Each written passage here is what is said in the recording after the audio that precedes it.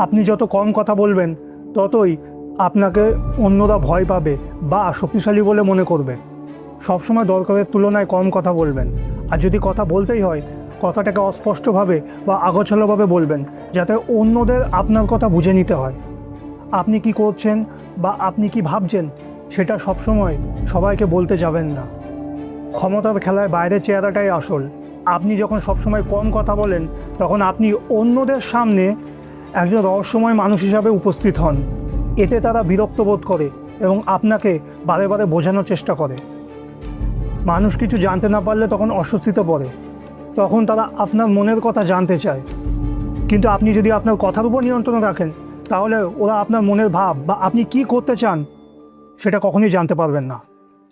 সুতরাং সবসময় প্রয়োজনের তুলনায় কম কথা বলুন। দেখবেন আপনারই ভালো হবে। সবাইকে বেশি বোঝাতে যাবেন না।